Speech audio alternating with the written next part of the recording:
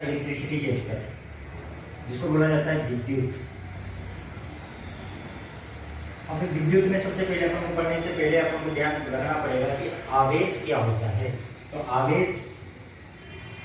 आवेश को रिप्रेजेंट करते हैं Q से।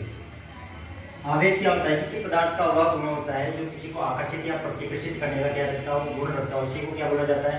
आवेश बोला जाता है। अब आवेश कितने प्रकार के होते हैं? आवेश होते हैं दो प्रकार के, एक धनात्मक आवेश होता है और एक होता है ऋणात्मक आवेश। अब ये कॉन्सेप्ट कहाँ से आया? ये कॉन्सेप्ट आता है चुंबक से। चुंबक ने अपने बचपन में देखा है वो कि दो चुंबक को कभी ये पास में लेके जाते थे वो तो चिपक जाते हैं या दूर हट जाती है। तो ये गुण कहाँ से आया? ये आया चुंबक से। तो जैसे मैंने बोला कि चुंबक में दो पोल होते हैं, एक नॉर्थ पोल होता है, एक कौन सा पोल होता है? साउथ पोल होता है। अब जैसे नॉर्थ पोल और नॉर्थ पोल को आमने सामने लेके जाते हैं तो ये प्रतिकर्षित करता है एक दूसरे को, और साउथ पोल और साउथ पोल एक दूसरे को भी क्या करता है? प्रतिकर्षित करता है। मतलब यहाँ से समझ में आया कि अपोजिट जो विपरीत पोल होते हैं वो एक दूसरे को क्या करते हैं?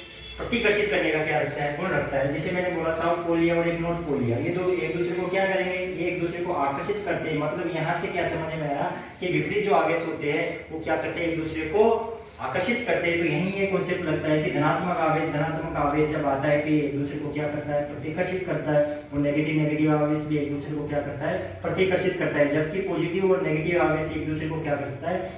आकर्षित करने का क्या रखता है? गुण रखता है। अब देखो आवेश दो प्रकार का हो गया, एक धनात्मक आवेश हो गया और एक ऋणात्मक आवेश हो गया। अब आवेश को स्मॉल q से रिप्रेजेंट करते हैं तो q इक्वल टू होता है ne। तो यहाँ पर E क्या है? यहाँ पर है इलेक्ट्रॉनों की संख्या। इलेक्ट्रॉन पर जो आवेश होता है उसका मान होता है, इलेक्ट्रॉन पर जो आवेश है उसका मान होता है 1.6 × 10⁻⁻19 कूलम होता है। और ये n क्या है? Number of electron. कितने number of electron conductor wire या चालक तार में प्रवाहित होते हैं उसको n बोला जाता है। तो यहाँ से इसका मात्रक आता है, वो मात्रक होता है कूलम। क्या होता है? कूलम। और एक मात्रक और देख सकते हैं Q इक्वल टू होता है I × T। तो यहाँ पर I क्या है? I है करंट, T है टाइम।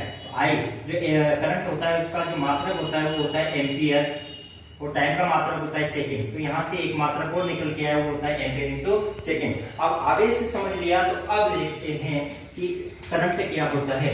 तो करंट को समझने से पहले आवेश को तो पता ही चल गया कि करंट। आप देखो करंट क्या होता है? करंट को रिप्रेजेंट करते हैं कैपिटल I से।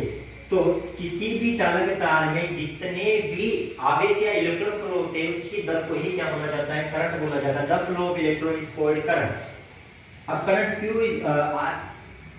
V इक्वल टू IR होता है, सबको पता है ओम्स का law, V equal to IR। अब देखो Q इक्वल टू IT अभी जस्ट बताया मैंने। यहाँ से करंट की वैल्यू निकालो कि Q डिवाइड बाई T। अब मैंने बोला कि Q क्या होता है? यहाँ पर आवेश होता है, T क्या होता है? यहाँ पर टाइम होता है। अब तो Q को कैसे रिप्रेजेंट करते हैं? Q को जो मात्रक होता है वो कूलम होता है, और T का जो मात्रक होता है सेकंड होता है। तो यहाँ से अपन को पता चलेगा कूलम सेकंड इनवर्स। ये भी एक मात्रक होता है किसका? करंट का। और करंट का ऐसा ही जो मात्रक होता है वो होता है एम्पियर। ये चीज समझ में आए? तो ये दो कॉन्सेप्ट है, अच्छे वाले कॉन्सेप्ट है। अच्छा लगा तो लाइक करो, सब्सक्राइब करो।